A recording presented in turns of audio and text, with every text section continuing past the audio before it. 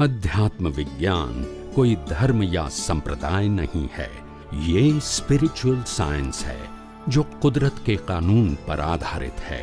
ये विज्ञान पूरे ब्रह्मांड के सभी रहस्यों को उजागर करता है और जीवन के सभी पहलुओं को समझने के लिए एक नई दृष्टि देता है।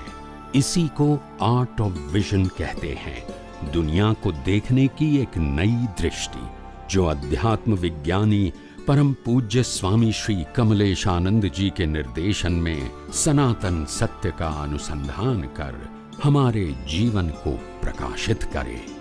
जय सच्चिदानंद। अच्छा करते हैं, बुरा करते हैं, क्लिक तो होता है कि गलत कर रहा है, अच्छा कर रहा है, क्लिक तो जी जी जी। जागृति हो अभी कम है। मैंने कहा ना, जितना उपयोग करोगे इतनी आपकी जागृति बढ़ेगी और वही रास्ता है। आप देखो, ज्ञान के अंदर जिसको कहते पेशेंस यानी धीरज की बहुत आवश्यकता है।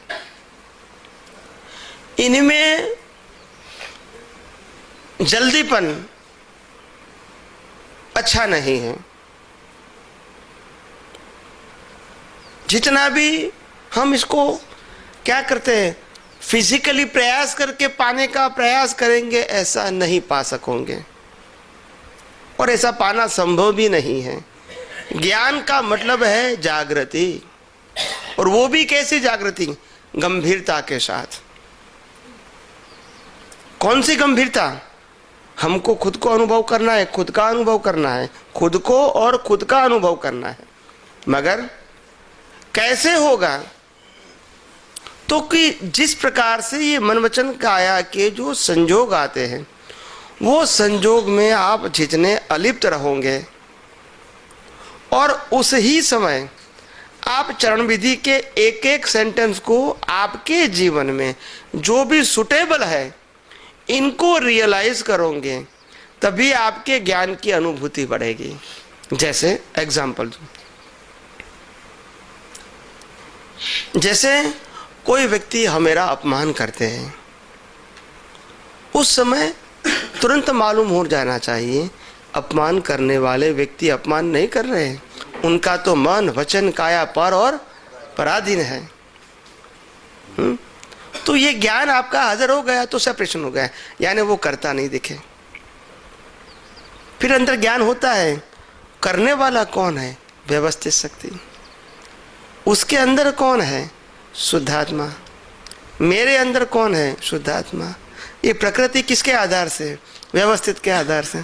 तो ये सब सेपरेट हो गया। क्या हो गया? तो ये विजन है, ये कोई फिजिकल बात नहीं है, ये शब्द बोलने की बात नहीं है। ऐसे सब अलग हो गया, बस वही अनुभूति। अनुभूति का मतलब चमत्कार नहीं करना है। ये एट ए टाइम नहीं हो पाता है। एट ए टाइम नहीं हो पाता है। नहीं, दृष्टि की स्थिरता से होगा, एट ए टाइम होगा।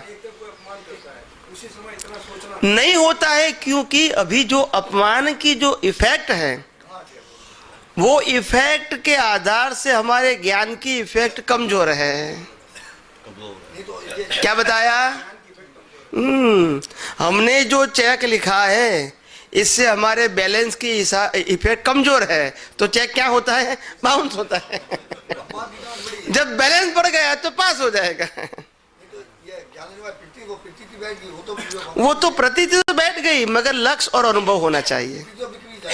वो तो सवाल ही नहीं ना, वो तो ज्ञानी पुरुष की सिद्धि है, वो सिद्धि है।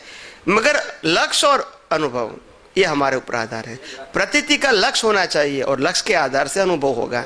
लक्ष्य ट्रांसफर इन एक्सपीरियंस, लक्ष्य होना चाहिए। प्रतीति तो है, वो उनकी सिद्धि है, मगर उस समय हाजिर है उसको लक्ष्य बोलेंगे। जो ज्ञान दिया है वो हाजिर होना चाहिए। मेमोरी में तो है मगर प्रेजेंस नहीं है। हाँ, फिर प्रेशर जब खत्म हो जाएगा, साइड में कम हो जाएगा, अपने आप आ जाएंगे, मगर वो तो हमारा पुरुषार्थ नहीं है। आप समझे ना?